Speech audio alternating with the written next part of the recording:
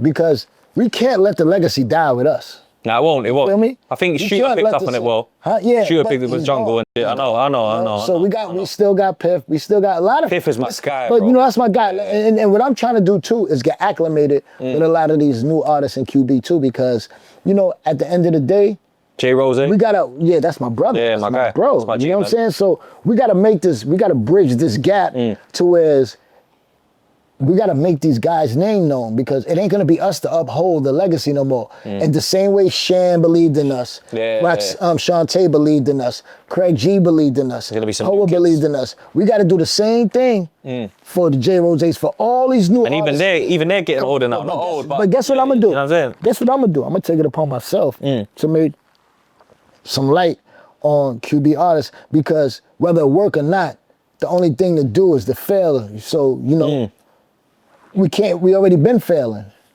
You know what I'm saying? Fail forward. So now it's like, what the we got to lose? Yeah, fail forward, bro. Fail forward. Yeah, you know I like what I'm that saying? saying. So it's like, if you take it out, it's a lesson. it's a lesson. You Yeah, know what I'm saying? word. So my thing is like right now, QB is just bridging the gap and making sure that No pun intended. that QB ain't yell for no reason. Yeah. We got draws. We got a lot of people that lost their lives just for us and for everybody else behind us to yell QB, to yell Thun, to yell things of that nature. So, you know, I think that, you know, I'm not faulting nobody.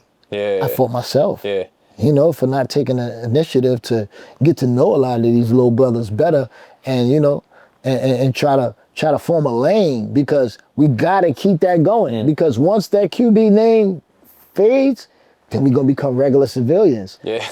We ain't civilians. Regular citizens. We ain't civilians in QB. We gods. There's guys out there. Once we become civilians, it's gonna be harder for everybody. It's just each generation is gonna be harder. Even 50 Cent says it a lot, bro. Like, remember when he was on the Guess Who's Back and that, he done he supported Nas and the Bravehearts. He had Bravehearts on the Nature, Jungle. They was all on the Guess Who's Back tape. Yeah.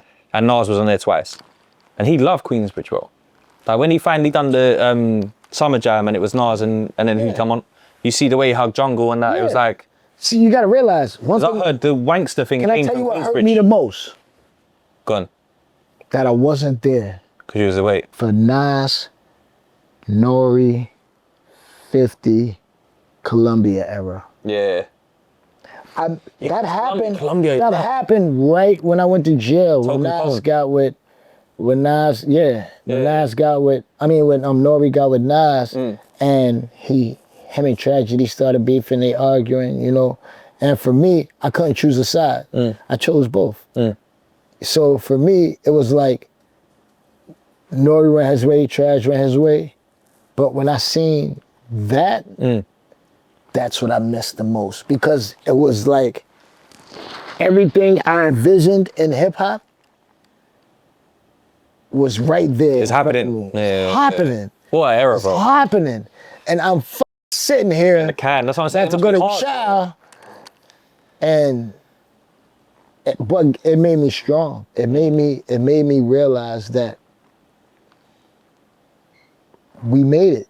Yeah. We made it. Because once, it ain't about what you do, it's who you rub shoulders with. You feel me? So once I seen who he was rubbing shoulders with, it made my bid easier. Yeah. It made me sit back and bid easier. It made me do a lot of things easier, because it made me look forward to something. Yeah. So a lot of people like, yo, you wasn't mad? You wasn't mad? How the f can I be mad? I would have been mad if he wasn't doing that. If there's no motion. If he wasn't doing that, I would have been mad. Coming up to nothing. You feel me? Yeah. So like even right now, people look like, yeah, he doing drink champs, he's doing that. Listen, if he wasn't doing that, I would be mad. Yeah. You feel what I'm saying? Like, the one thing you can never do, right? And for me, is being the only child makes it even better, because I don't have a brother. Is hate on your brother. Yeah. That's the worst thing you could do, because at the end of the day, when it's that one person that know you best, that hate is gonna outshine the love forever. Yeah. Forever. It's so hard to get it back. Yeah, we'll kill it. It's so hard to get it back. It's like a disease, hate. So hard to get it back. So people don't understand that when you the only child, you take to people differently. You take I know some people who got brothers that are terrible friends, are terrible brothers. That's a fact. You know, so just because you got a brother. I love my brother, yeah, you know but he what was I'm different. Yeah. You know, like, but he has for me, moments, you know. I got to take you with a grain of salt. I got to take you with a grain of sugar and see what it is, because at the end of the day, I ain't got nobody to turn back to but my mirror. Because you're one So if you tell me you my brother and I take you as that, believe that's what you are. it means a lot to you, yeah. It's no real one in my life. It's no bloodline in my life for that. So the only bloodline is the blood that we're gonna spill if we have to. And that's why I call a nigga my brother. So when niggas say blood is thicker than water, it is. That's the sometimes water breaks the bond and Lord makes it stronger. It's a saying that my uncle always said to me: if you want to know if a glass of water is dirty, put a clean one next to it. And then they say as well, the analogy is that you can pick your friends, but you can't pick your family. That's right. Yeah, so they become your family because they're your real friend. Because they were your real friend. Yeah. And some niggas take advantage of that family. Yeah, facts. But bro, you're a G, because you know what? I've actually been like, I told someone I was probably gonna get up with you and do the interview and that, and they were like, oh, ask him how he feels about like the drink champ. I was like, what? What do you mean? How he feels about that? So what you just said there was like, you've addressed them already. Yeah. Because like, you must have heard it before. Yeah, it's weird. When you get two people in a group, if one is doing better than the other, you're always gonna get someone trying to act like he should be with him, or that, or they'll try to pinpoint discrepancies. You know, and that's where you let the wedge get. That's the that's the problem.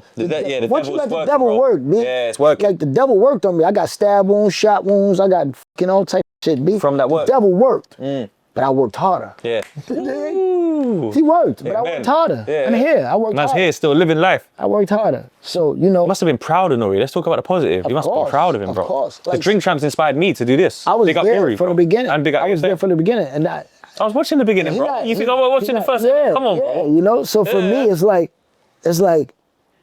you know, not only was I there from the beginning as brotherly support, but you're on the early episodes. as well. I seen the transition. They had the tape in the hotel room. They're doing what we're doing now. No, that everybody made. See, one thing you gotta realize, right? Yeah. My brother came into the podcasting game where there was no video.